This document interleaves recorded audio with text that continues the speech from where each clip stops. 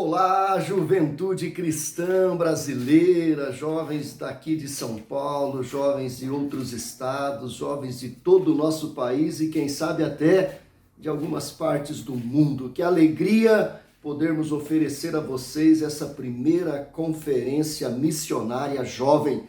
Estamos aqui agora neste sábado, neste dia de workshops, e agora nós começamos os nossos workshops e é uma alegria oferecer a vocês cada uma das palestras, cada uma das mensagens que serão ministradas. Então acompanhe aí, nós vamos ter um momento agora de louvor e logo após a sua palestra, aproveite da melhor forma possível. É claro, mande este link, compartilhe com seus amigos para que mais e mais pessoas possam participar deste momento incrível. Seja bem-vindo à nossa primeira conferência missionária Jovem 2021. Escolher, deixar a glória, o plano aqui cumprir, pra me redimir, provando amor. A história escreveu até o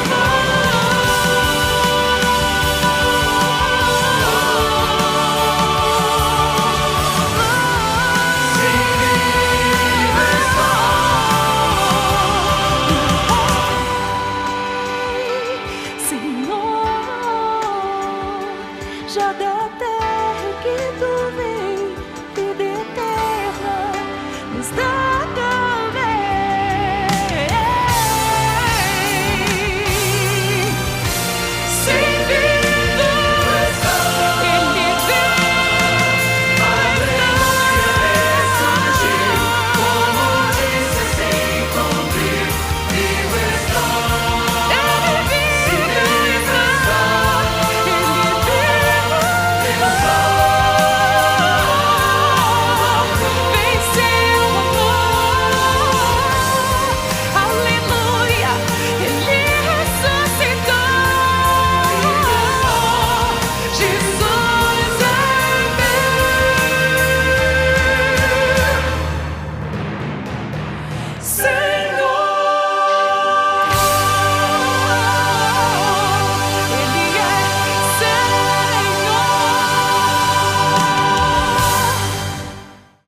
Olá, meus irmãos, é uma alegria estar com vocês.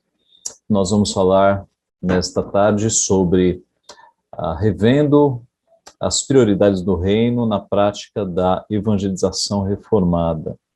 Muito tem se falado sobre evangelização, mas pouco sobre evangelização realizada por uma teologia, reformada ou por pessoas que adotam uma teologia reformada. Vamos orar então, pedindo a bênção de Deus. Pai Santo, Deus bendito, te agradecemos por tua palavra, que nos ensina a tua verdade, e nos mostra, Pai, como nós devemos evangelizar aquelas pessoas que, eleitas pelo Senhor, serão alcançadas pela tua graça. Te agradecemos porque a tua palavra nos mostra exatamente, Pai, como nós devemos fazer, aquilo que te agrada, as tuas doutrinas, e pedimos a tua graça para que possamos transformar conhecimento em ação, em prática, a fim de que as pessoas que estão ao nosso redor sejam alcançadas pelo teu evangelho. Fica conosco, abençoa-nos, é o que nós pedimos e agradecemos em nome de Jesus. Amém.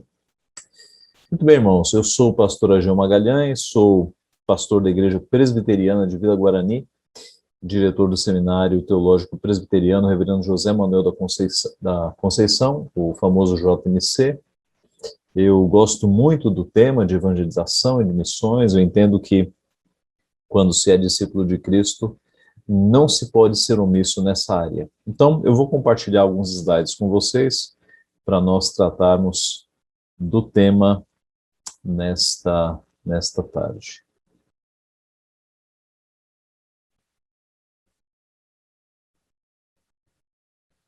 Só um minutinho para compartilharmos aqui. Muito bem. Então, revendo as prioridades do reino na prática da evangelização reformada.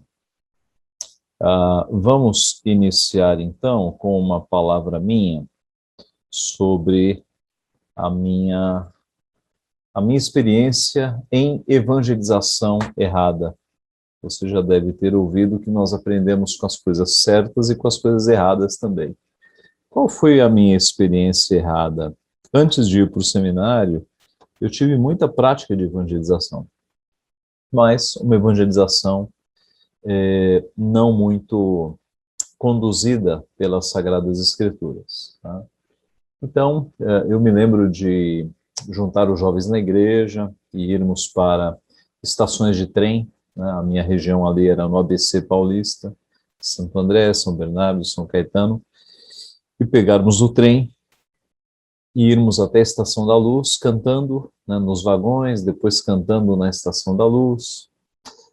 Até aí, nada de errado, né? Mas eu me lembro também de, em algum momento da minha vida, na minha mocidade, cantar música secular para atrair pessoas para uma roda numa praça e aí pregar o evangelho. Isso, de fato, não é correto, né? O evangelho não precisa desse tipo de atrativos. O fato é que a maioria de nós evangeliza errado porque não tem uma orientação. E comigo foi assim. Eu nunca tive uma orientação robusta sobre como evangelizar. Eu fui aprender isso no seminário, quando, com muita carga de teologia, eu consegui aplicar isso na evangelização. E é por isso, então, que eu queria mostrar para vocês alguns erros da evangelização atual e qual é a forma correta de se evangelizar, né? Então, primeiro, como é que tem sido a evangelização? Né? Como é que os evangélicos têm evangelizado geralmente? Uma das frases muito usadas é o famoso Jesus te ama, tá? Que é uma maneira equivocada de se evangelizar. Por quê?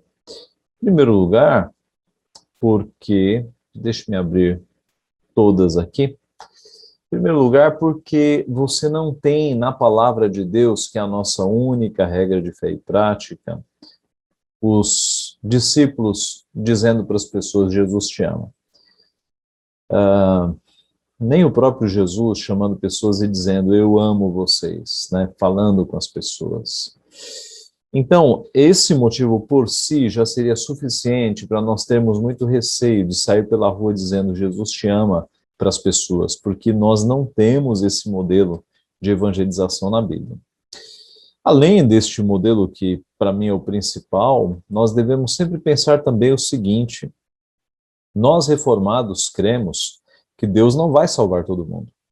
Nós reformados cremos, pela palavra de Deus, que existe um inferno e que Deus manda pessoas para o inferno. Então, como é que eu posso chegar na rua para alguém que eu não conheço e dizer Jesus te ama, se ele é um eleito para ir para o inferno? Ou se ele não é um escolhido? Se o plano da vida de Deus, se o plano de Deus para a vida dele não é a salvação, como é que eu posso chegar nessa pessoa e dizer Jesus te ama? Note, de novo, nós não fazemos isso porque nem os apóstolos e nem Cristo o fizeram, tá?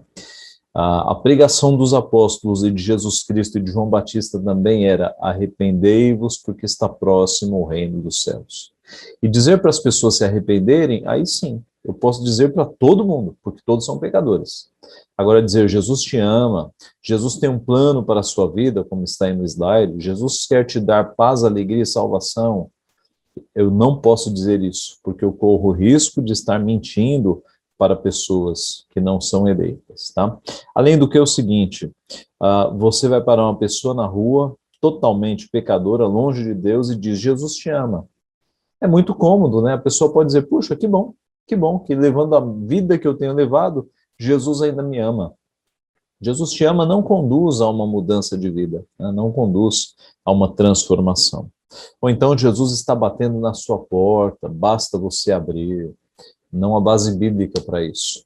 O texto de Apocalipse, eis que estou à porta e bato, é um texto escrito para crentes. Lembra-se, você se lembra que são as 7 cartas às igrejas do Apocalipse? O texto ali é para crente, Deus dizendo: a oportunidade de arrependimento, igreja, está dada. Se vocês abrirem a porta e cearem comigo, eu os aceitarei. Tá? Essa é a ideia. Não é a ideia de um Jesus batendo na porta do coração incrédulo para que alguém tenha misericórdia de abrir a porta do coração. Isso é arminianismo, isso não é igreja, isso não é teologia reformada. Deus quer te ver feliz, você foi feito para ser cabeça, não cauda.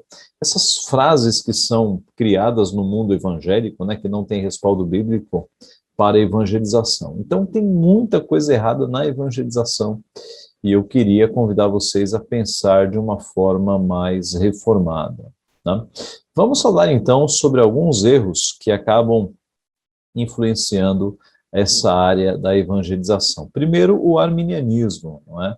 O arminianismo, ele crê que Deus torna possível a salvação. A palavra de Deus nos diz, no livro de Jonas: ao Senhor pertence a salvação. O livro arminiano diria: ao Senhor pertence a possibilidade de salvação. Porque eles creem que Jesus morre na cruz com a possibilidade de salvar todo mundo. Aqueles que crerem em Jesus na cruz podem ser salvos. É uma possibilidade de salvação. Jesus subiu na cruz para um número, dizem os arminianos, indefinido de pessoas. Jesus não sabia exatamente o que estava fazendo. Quando você lê a Bíblia, especialmente no Evangelho de João, você percebe que Jesus sabia exatamente o que ele estava fazendo. Quando ele diz várias vezes: aqueles que o Pai me deu são maior do que tudo, das minhas mãos ninguém pode arrebatar. Essa expressão, aqueles que o Pai me deu, são recorrentes no Evangelho de João. A ideia de que Jesus sobe na cruz para morrer por aqueles que o Pai o deu. A decisão de apoderar-se da salvação está no homem, isso é arminianismo, né? O evangelismo tem que ser eficiente a fim de convencer a pessoa a querer a salvação. Então, como os arminianos creem no livre-arbítrio, eles não creem que a salvação pertence a Deus. Eles creem que a salvação é uma decisão do homem. Se o homem quiser, se salva. Se ele não quiser, ele não se salva. Logo, o evangelismo tem que ser super eficiente, tem que ter um poder de lábia, de convencimento impressionante. Porque se você evangelizar uma pessoa e ela não crer em Cristo, a culpa é tua. Os teus argumentos é que foram fracos. Percebe? Então, você acaba tornando a evangelização, do ponto de vista arminiano, em uma técnica de venda, né? Em uma armadilha para pegar as pessoas.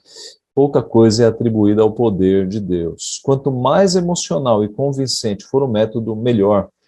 Afinal, é a vida eterna da pessoa que está em questão.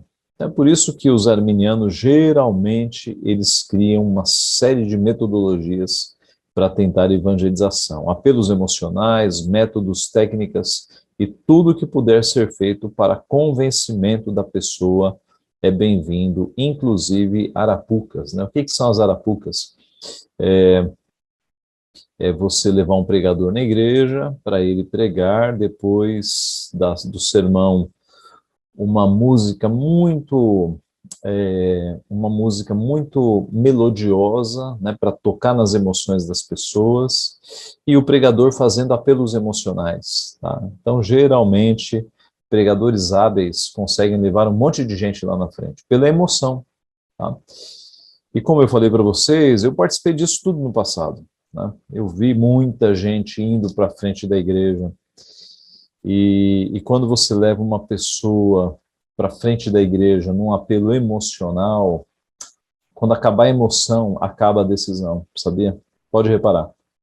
Agora, quando você leva uma pessoa a decidir-se por Cristo, com arrependimento, convicção de pecados, a razão guiando a emoção, geralmente é a conversão verdadeira, tá? Quando acaba a emoção, a conversão não vai embora. Então, o sistema arminiano, ele faz com que evangelistas se tornem semelhantes a vendedores. A pessoa, ela trata de convencer a outra, geralmente emocionalmente, a crer em Cristo. Dentro do arminianismo, nós temos as famosas, e não tão usadas hoje, né, já foram muito mais usadas, 4 leis espirituais. Eu usei muito, né, e eu acho que se você tem mais de 40 anos e cresceu no Evangelho, você acabou usando as 4 leis espirituais. Qual é o problema com as 4 leis espirituais? Era um folhetinho, né, que você parava a pessoa e ia orientando-se por este folhetinho. O primeiro problema é que a primeira lei diz assim: Deus ama você e tem um plano maravilhoso para a sua vida. Então veja, são promessas que a palavra de Deus não faz. Qual é a base bíblica para isso? O plano de Deus para o pecador é o inferno. A boa notícia é Jesus Cristo. Então, alguma vez Jesus Cristo ou os apóstolos evangelizaram assim? Me dê um versículo em que os apóstolos ou Cristo disse para as pessoas: Jesus ama você, ou Jesus, eu amo vocês. Você não tem esse tipo de evangelização. Eu posso dizer isso a alguém que talvez vá para o inferno? É muito arriscado. Se eu soubesse quem são os eleitos na rua, eu diria isso com toda facilidade. Olha, Deus ama você. Desde a eternidade Deus te escolheu. Jesus te ama, subiu na cruz para te salvar. Mas o fato é que o decreto de Deus, ele é misterioso. Nós não sabemos quem Deus escolheu, tá? Então nós não podemos fazer promessas que não têm respaldo bíblico. Deus tem um plano maravilhoso para a sua vida. Se a pessoa não for uma eleita, o plano é o inferno, tá? É uma mentira dizer isso. Não posso afirmar isso. A segunda lei espiritual: o homem é pecador e está separado de Deus, por isso não pode conhecer nem experimentar o amor e o plano de Deus para a sua vida. De novo, eu posso garantir a todas as pessoas que Deus tem um plano de amor para elas? Não posso, não posso. Porque existe inferno, e as pessoas vão para o inferno não por vontade própria, mas porque elas não foram eleitas, né? Elas rejeitaram a Deus, e elas foram eleitas. Elas não foram eleitas, né? Por isso elas vão para o inferno, e o plano de Deus não é um plano maravilhoso nesse sentido. Terceira lei: Jesus Cristo é a única solução de Deus para o homem pecador. Por meio dele você pode conhecer e experimentar o amor e o plano de Deus para a sua vida. Novamente, se não é um eleito, você está fazendo uma promessa sem garantia bíblica, tá? Quarta lei espiritual: precisamos receber a Jesus Cristo como Salvador e Senhor por meio de um convite pessoal. Só então poderemos conhecer e experimentar o amor e o plano de Deus para a nossa vida. Aqui ocorre uma questão. O pastor que fez este sistema, né, das 4 leis espirituais se chamava Bill Bright, e ele cria na chamada ideia do cristão carnal, aquele que recebe Cristo como Salvador, mas não recebe como Senhor, tá? Então, para Bill Bright, existe o cristão carnal, o indivíduo que recebeu Cristo na salvação, mas que não obedece a Cristo, tá? É como se nós pudéssemos ter uma pessoa que se converteu, mas vive nas trevas. Uma pessoa que nasceu de novo, mas vive na carne. Ora, biblicamente, isto é impossível. A pessoa que nasceu na luz, ela agora vai viver na luz. Ela peca, mas ela vive na luz. Uma pessoa que nasceu do Espírito, ela peca, mas ela não vive mais na carne. Ela já não é mais escravo da carne. Cristo a libertou. Então, a ideia do cristão carnal é uma heresia que surgiu aí pelos anos 70, 80, e que não é teologia reformada, tá? Porque abre a possibilidade de um meio crente, de um meio salvo. Nós não queremos nisso. Nós queremos que aquele que é salvo por Cristo, ele entra num processo de santificação. Então, é impossível você ter Jesus só como Salvador. Se você o tem como Salvador, você o tem como Senhor também. Mas esse folheto, já dissemos, né? Ele é arminiano, ele tem várias falhas nesse sentido, tá? O folheto termina assim: precisamos receber a Cristo. A citação do versículo de João 1,12, contudo aos que o receberam, aos que creram em seu nome, deu-lhes o direito de se tornarem filhos de Deus.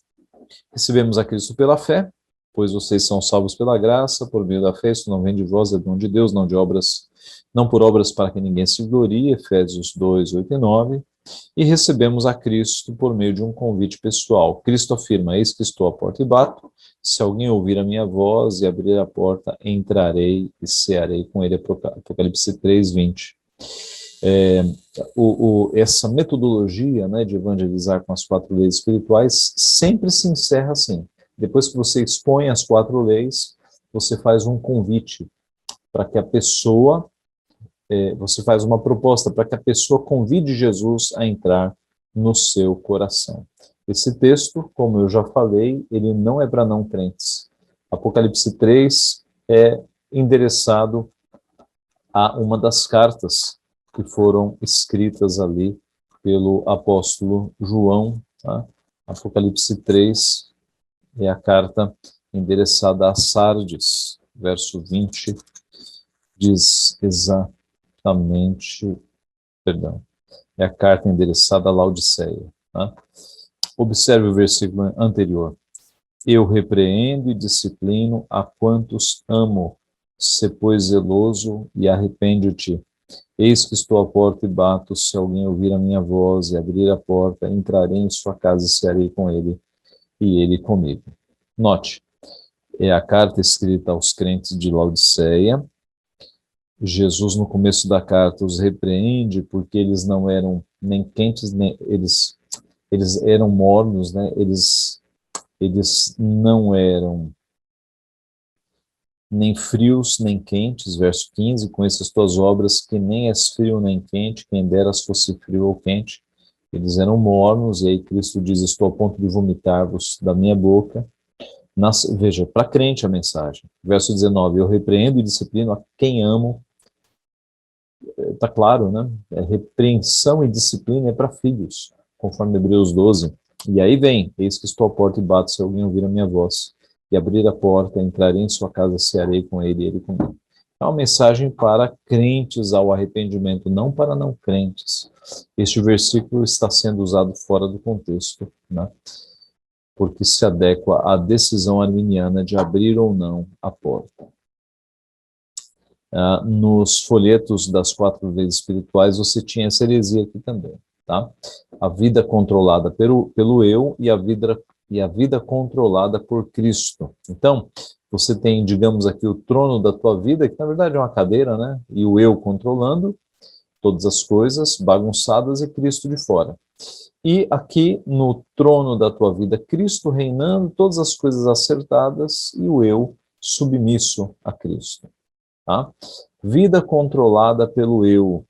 quem controla a vida do não crente? Por acaso o não crente controla a própria vida? É isso que a nossa teologia ensina, é isso que a Bíblia ensina. Ora, a Bíblia ensina que até o coração do rei é inclinado por Deus, que Nabucodonosor, Dario, Ciro, todos foram inclinados a fazer exatamente a vontade de Deus. Então isso não tem sustentação bíblica também, tá? Deus controla crentes e não crentes, ele é soberano sobre tudo e sobre todos. No final, ainda, você pode receber a Cristo agora mesmo em oração, orar e falar com Deus. Deus conhece seu coração e está mais interessado na atitude do seu coração do que em suas palavras. A oração seguinte serve como exemplo. E aí, você instruía a pessoa a repetir essa oração, né? Você lia e a pessoa repetia. Senhor Jesus, eu preciso de Ti.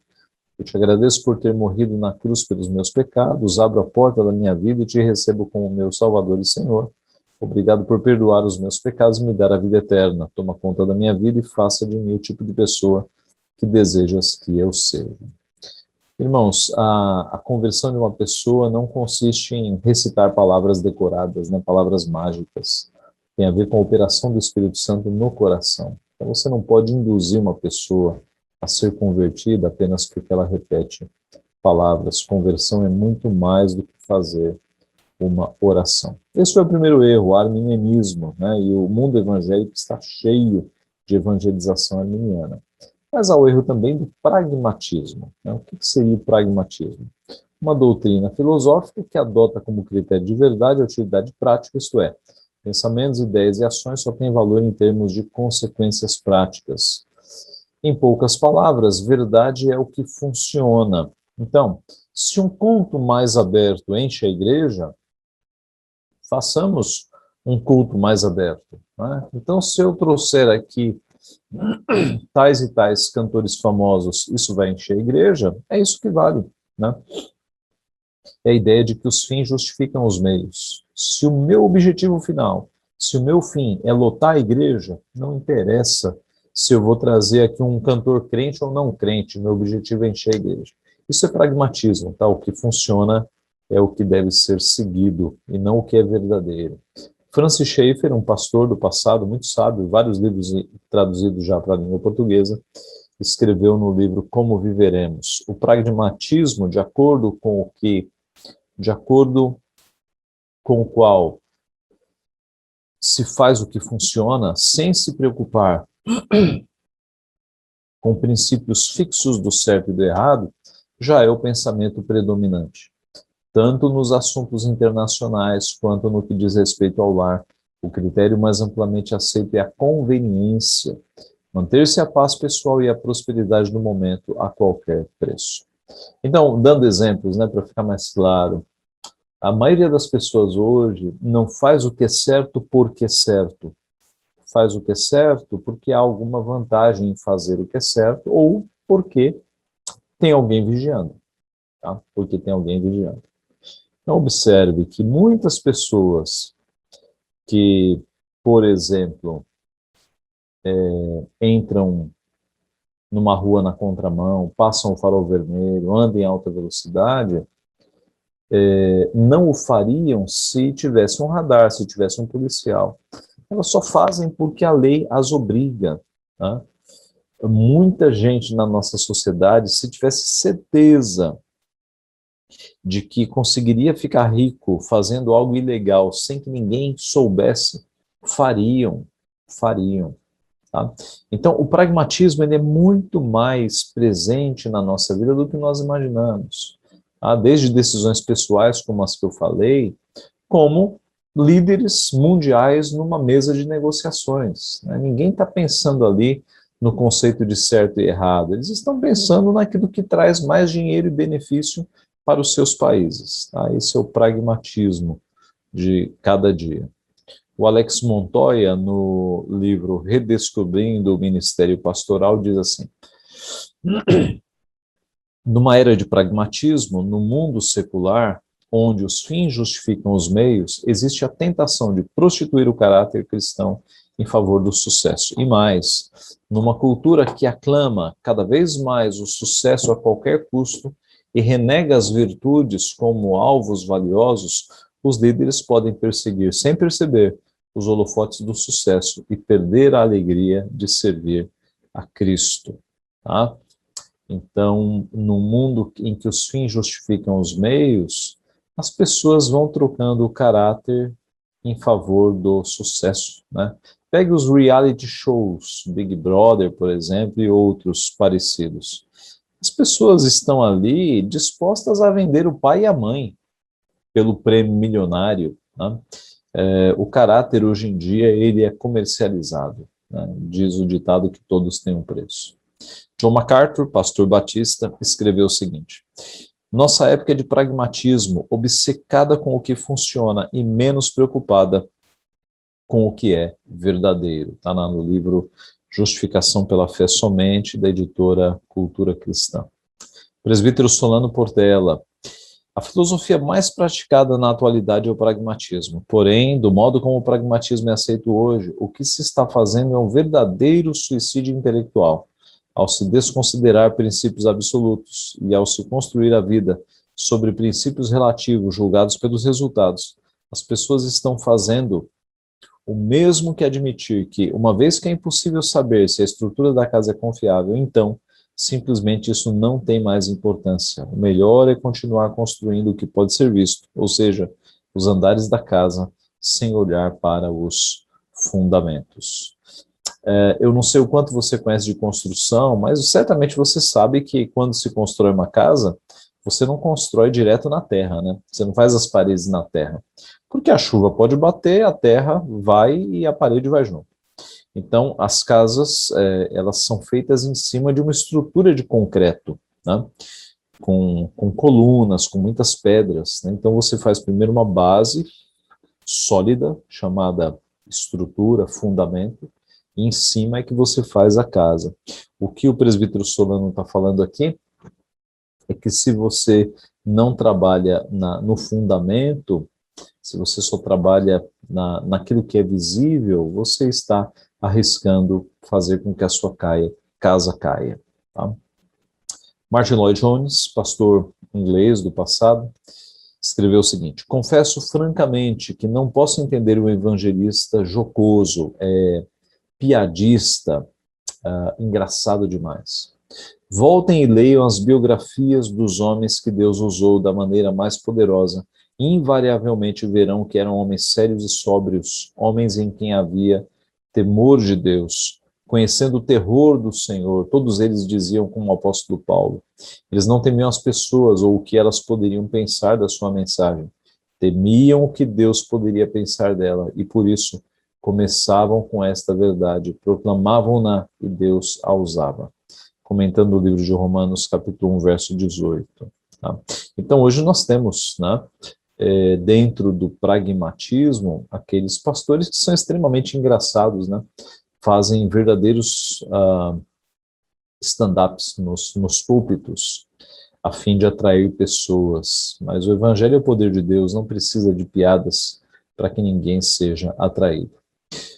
O pragmatismo, então, mostra que o que importa é o crescimento numérico, custe o que custar. Se a igreja vai crescer, não importam os métodos. No livro Com Vergonha do Evangelho, John MacArthur relata o que acontece em uma das igrejas lá nos Estados Unidos. Uma grande igreja do sudoeste dos Estados Unidos acaba de instalar um sistema de efeitos especiais que custou $500 mil, capaz de produzir fumaça, fogo, faíscas e luzes de laser no auditório. A igreja enviou alguns dos seus membros para estudar ao vivo os efeitos especiais de Bally's Casino, em Las Vegas. O pastor terminou um dos cultos... Aqui estão os principais resultados da pesquisa. Perdão.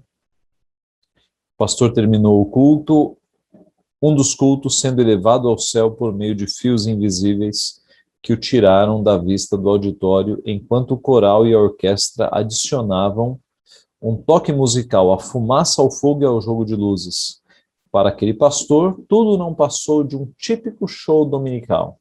Ele lota a sua igreja através destes artifícios especiais, tais como derrubar uma árvore com uma serra para ilustrar um ponto de sua mensagem, realizaram o maior espetáculo de fogos do 4 de julho da cidade e um culto de Natal com um elefante, um canguru e uma zebra alugados. O show de Natal apresenta 100 palhaços com presentes para as crianças da igreja. Isso está no livro Com Vergonha do Evangelho, que é um livro fascinante, em que John MacArthur mostra, né, como a igreja evangélica norte-americana ela caiu nessa onda de fazer coisas atrativas, divertimentos para trazer pessoas à igreja. David Wells, no livro Coragem para Ser Protestante, nos dá um outro exemplo. Manhã de Páscoa de 2006. À espera, nas sombras, uma figura raramente vista na igreja. É o super-homem. Ei, o super-homem, aquele que salta sobre altos edifícios em um único impulso, a cata de malfeitores. Não, espere um pouco, não é ele. Na verdade, é apenas o pastor titular. O pastor titular travestido de super-homem, pronto para comunicar o evangelho à nova geração. Assim, nesse dia, o pastor estava para começar a instrução de uma nova série de sermões, né, sobre como saltar sobre desânimos, vencer dúvidas, derrotar imprevistos e ressurgir das cinzas como super-homem em muitas ocasiões. Esse é o exemplo norte-americano, mas você deve se lembrar que nós tivemos aqui no Brasil, numa igreja famosa em Minas Gerais, um pastor vestido de Chapolin Colorado, né? Eles têm o super-homem, nós temos o Chapolin Colorado. É uma coisa ridícula, né? Ele se vestiu de Chapolin Colorado para pregar para as pessoas. Então, isso é pragmatismo. Se essas coisas atraem as pessoas, vamos fazer. Essa é a filosofia. Criticando este pensamento, John MacArthur escreve o seguinte: o que teria acontecido se os profetas do Antigo Testamento tivessem endossado esta filosofia? Jeremias, por exemplo, pregou durante 40 anos sem ver qualquer resultado significativo. Então, significa que Jeremias não foi fiel a Deus? É o contrário, né? Jeremias foi fiel e por isso as pessoas não vieram, porque se ele tivesse oferecido entretenimento, as pessoas teriam vindo. Um segundo grande erro no nosso contexto brasileiro, a teologia da prosperidade. Ela começa, fora do Brasil, com Esek William Kenyon, que é considerado o pai desta teologia. O Kenneth Hagin é o maior divulgador, e aí sim nós temos alguns livros em língua portuguesa do Kenneth Hagin. No Brasil, os pioneiros são Jorge Tadeu, Miguel Ângelo da Silva Ferreira, Edir Macedo e R.R. Soares. Como disse John Piper, a teologia da prosperidade busca não o Deus das bênçãos, mas apenas as bênçãos. Eles não estão interessados em Deus, eles querem as bênçãos. Culto a Mamon, né, o Deus dinheiro. A palavra de Deus nos mostra: não podeis servir a Mamon, não podeis servir às riquezas e a Deus. A palavra no original grego ali é mamones, que era o Deus imaginário do dinheiro. Então Cristo está dizendo: vocês não podem servir a Mamon e servir a Deus ao mesmo tempo. Joel Bick escreveu o seguinte no livro Vivendo para a Glória de Deus, um livraço: toda a evangelização dos puritanos estava arraigada num teísmo bíblico robusto e bem diferente da evangelização moderna, que muito frequentemente se refere a Deus como se ele fosse um amigo que pode ajustar seus atributos às nossas necessidades e desejos. Martin Lloyd Jones: muitas seitas estão sendo oferecidas aos homens no mundo atual e todas elas vêm oferecer-lhes felicidade. Elas lhes oferecem libertação de alguma coisa que os deixa prostrados. Essa é sempre a abordagem que elas fazem. Isso pode ser, é claro, pois elas precisam ter algo que as recomende, e elas procuram tornar a sua mensagem bastante atraente. Vocês têm estado em condições tão miseráveis, venham conosco, e você será completamente feliz. Você foi derrotado. Faça isto e tudo estará bem. É tão fácil, é tão simples. Essa é a característica das seitas. O que torna impossível alinhar este evangelho com as seitas é que ele invariavelmente começa partindo de Deus e põe os homens e as mulheres face a face com ele em sua relação com ele. Povo cristão, jamais apresentemos o evangelho de tal maneira que os homens e as mulheres possam confundi-lo com uma seita. Sejamos escriturísticos tanto em nosso método como em nossa mensagem. Tá? E aqui eu paro um pouquinho para falar da parábola dos dois paraquedas, tá? Que é uma boa parábola para a gente entender, no fundo, o que é a teologia da prosperidade. Essa historinha, ela tem duas versões. A primeira versão é a seguinte. Imagine que você entrou num avião e assim que você entrou, a aeromoça trouxe um paraquedas desse tamanho aí, da imagem, grande. E ela te disse o seguinte: olha, senhor, ou senhora, ou jovem, se você vestir este paraquedas, você vai ter uma experiência de voo muito mais agradável, muito mais confortável. Você vai ser muito feliz se você fizer esta viagem de avião com este paraquedas. Aí você aceita a proposta, coloca esse paraquedas gigante, né, desconfortável, mal consegue ficar sentado na tua poltrona no avião. Daqui a pouco as pessoas estão olhando para você e dando risada, né, e aí você já começa a achar que a promessa de uma experiência mais agradável não está funcionando. Aí daqui a pouco a outra aeromoça passa por você, tropeça e derrama café em você, e aí você já começa a ter certeza de que essa experiência não está nada agradável, tá? Voltemos agora a uma outra versão da história. Imagine que você entrou no avião e o piloto, ele foi até você e... Não, o piloto não, senão não dá certo. Vamos pensar aqui no copiloto, tá? O avião subiu, o copiloto vem até você e diz assim: olha, esse avião vai cair. E nós só temos 5 paraquedas. E nós fizemos um sorteio ali e caiu em você. Então, você tem direito a esse paraquedas. Aí você veste esse paraquedas, pouco importando se seria um trambolho, se ele é grande, se ele é desconfortável. Daqui a pouco as pessoas que não sabem da história estão olhando para você e tirando sarro, né? Dando risada de você, e você pensa, elas não sabem do que elas estão dando risada. Pode rir à vontade. Né? Quando cair, eu tenho paraquedas. Aí daqui a pouco a aeromoça tropeça, derruba café em você, você olha para o café, você nem liga. O que é um café na camisa diante de um avião que está caindo? Qual é a moral dessa história? A primeira versão da história é a teologia da prosperidade. Tá? Ela faz com que você receba um paraquedas gigante, dizendo que você vai ser mais feliz. E note, quando você nega o mundo, quando você crê em Cristo, você tem muita perseguição. Cristo não disse, venham até mim para que vocês sejam felizes. Cristo disse, quem quiser vir após mim, a si mesmo se negue, tome a sua cruz e siga-me. Se negue, tome a sua cruz e siga-me. Não houve promessa de felicidade. A nossa felicidade, ela está no porvir, não é? Então, a teologia da prosperidade, ela promete uma felicidade, mas, na verdade, essa felicidade que ela promete, de você ter promoção no emprego, carro do ano, de você ter casa própria, de você ser rico, tudo isso é falso. Essa felicidade prometida, né, ela não existe. A segunda versão da história é o evangelho verdadeiro. Quando você crê em Cristo como seu Senhor e Salvador, as pessoas vão caçoar de você. Amigos vão te largar, vão parar de andar com você. Familiares podem te rejeitar.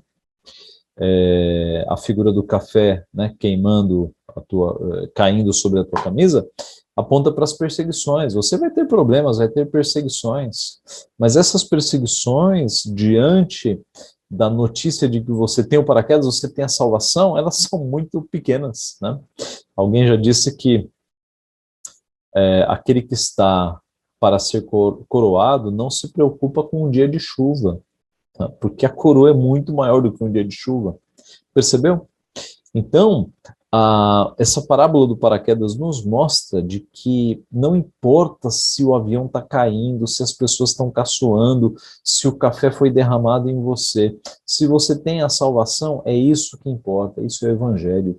Cristo morreu não para nos fazer ricos aqui nessa terra, nem felizes aos olhos do mundo.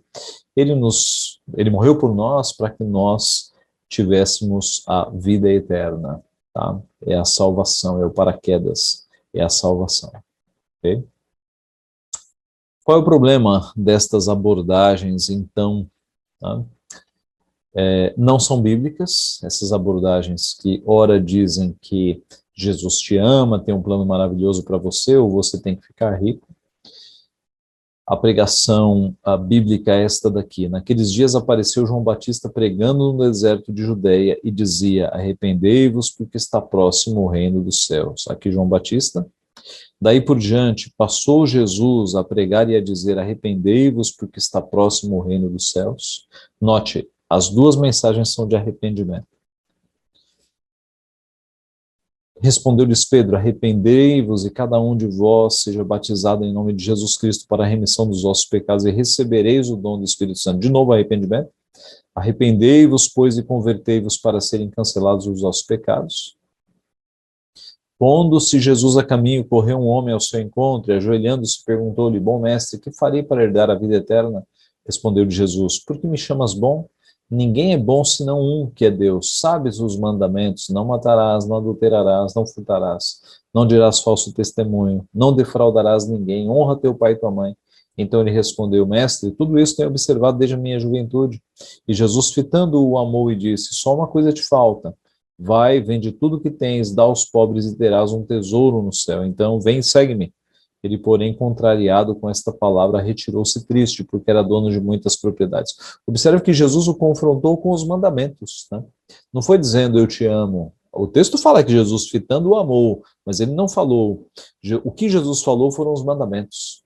Olha, você conhece os mandamentos. Então, vai e vende tudo que você tem, dá aos pobres, e você terá um tesouro comigo. E o jovem retirou-se triste.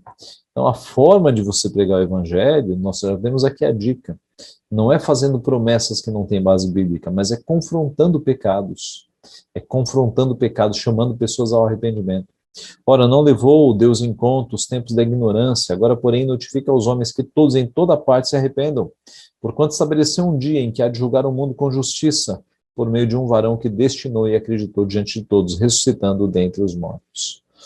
Então é o chamado ao arrependimento, é confrontação de pecados. Então, em primeiro lugar, está errado porque não é bíblico. Em segundo lugar, porque não faz sentido.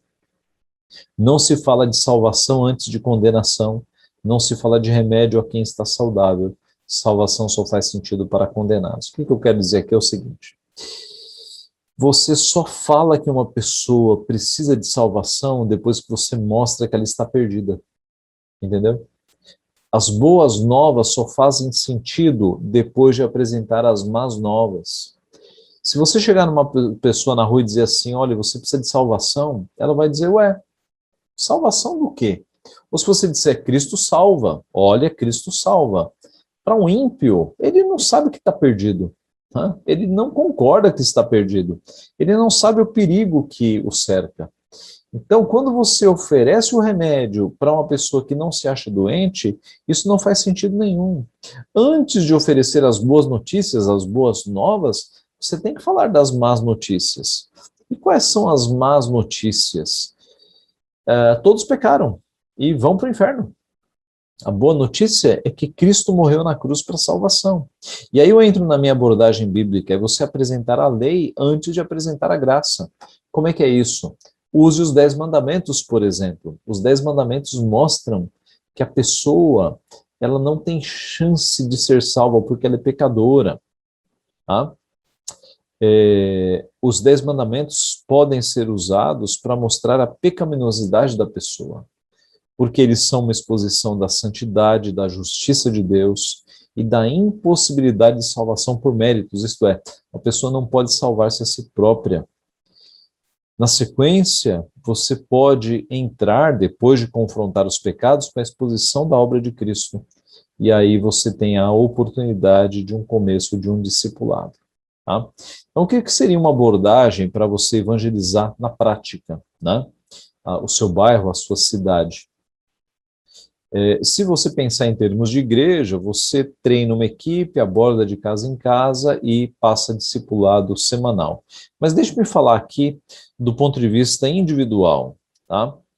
É, eu tenho aqui um questionário que nós usamos lá no seminário. No seminário JMC, antes da pandemia, né? A pandemia bagunçou tudo, mas antes da pandemia nós saímos 4 vezes por ano com todos os alunos para alguma região da cidade ou alguma cidade próxima. E de casa em casa nós evangelizávamos as pessoas. Como? Usando os 10 mandamentos, usando esse questionário, tá? Nós chegávamos na porta da pessoa e dizíamos, olha, nós estamos fazendo uma pesquisa religiosa, né? Nenhuma mentira, é pesquisa religiosa mesmo. Você pode participar? 5 minutos. E aí nós perguntávamos, primeiro os dados completos aí em cima, né? Qual é a sua religião, se é praticante, quantas vezes por mês, se você morresse hoje, para onde você iria, por quê? Geralmente as pessoas dizem, não, eu iria para o céu, porque eu sou uma pessoa boa, porque eu faço boas obras. Conhece os 10 mandamentos? Sim ou não? Quantos deles você já quebrou? E aí que vem a essência desta abordagem. Você vai passar uma revisão dos 10 mandamentos na vida da pessoa. Eu estou usando o questionário escrito aqui, gente, mas você pode usar de cabeça, né? Eu espero que você saiba os 10 mandamentos decorados, tá? Então você pergunta para a pessoa, olha, vamos fazer uma prova aqui então de 10 mandamentos. O primeiro mandamento diz, não terás outros deuses diante de mim. Alguma vez você já ocupou a sua mente com alguma coisa, dinheiro, família, relacionamento, mais do que Deus? Os sinceros vão dizer sim algumas vezes. Os hipócritas vão dizer, não, não, Deus é tudo. Tá? Mas calma que numa você pega até os hipócritas. Segunda pergunta, não farás para ti imagem de escultura, é o segundo mandamento. Você já colocou a sua esperança em algo material ao invés de colocar a esperança em Deus? Os sinceros vão dizer que sim, os hipócritas que não. Terceiro mandamento, não dirás o nome do Senhor teu Deus em vão. Alguma vez você já falou o nome de Deus em vão? Numa piada, numa história engraçada, ou alguma vez você já bateu o pé em algum lugar e aí você falou o nome de Deus? E você segue pelos mandamentos, tá? Você vai seguindo. Se você quiser a cópia desse estudo, me escreva no reviageu@yahoo.com.br, tá? Eu posso mandar tanto esse estudo como o questionário, reviageu@yahoo.com.br. Você vai seguindo pelos mandamentos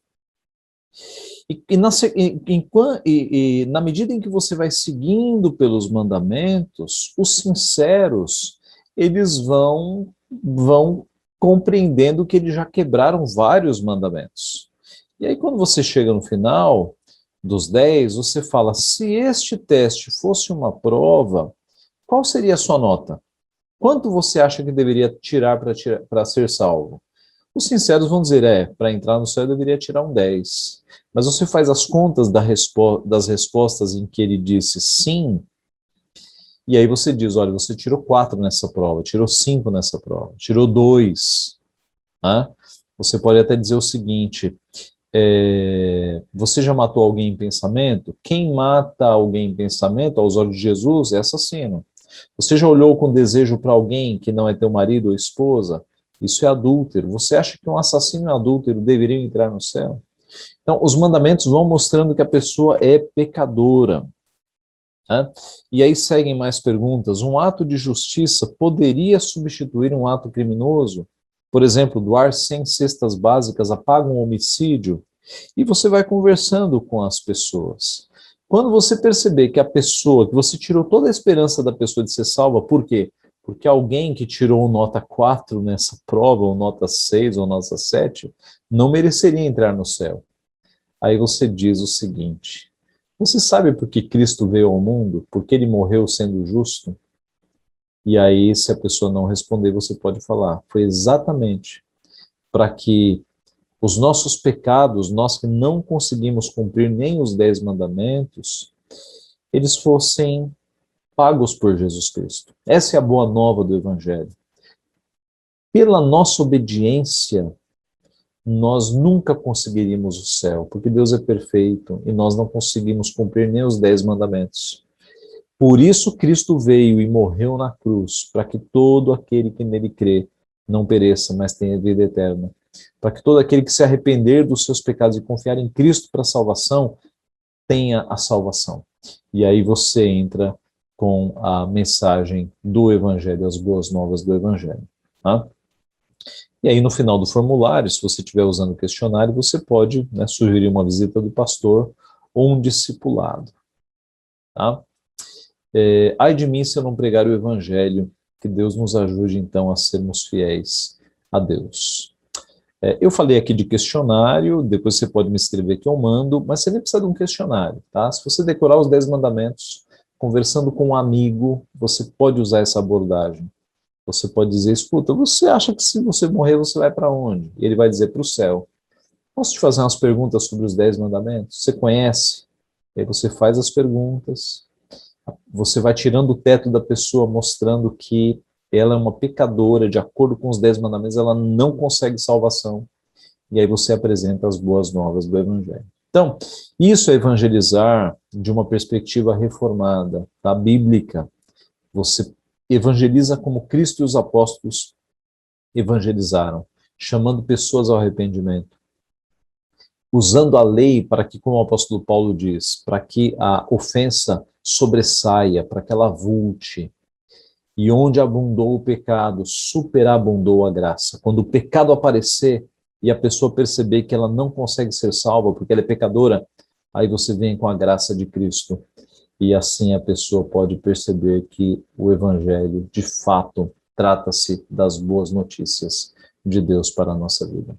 Que Deus te abençoe, eu te incentivo a evangelizar, né? Se você está empolgado com fé reformada, isso é ótimo, mas é preciso ter prática de evangelização, tá? Deixa os livros de lado um pouco, saia pela rua, vai evangelizar. Evangelize pessoas na rua, evangelize teus amigos, teus familiares, teus colegas de trabalho. O apóstolo Paulo, que é aquele que escreveu Efésios 1, Romanos 8, Romanos 9, escreveu tudo, né? Textos tão fortes sobre a eleição, é o mesmo que escreveu, ai de mim se eu não pregar o Evangelho. Que nós tenhamos essa frase na nossa mente. Que Deus então nos abençoe. Amém.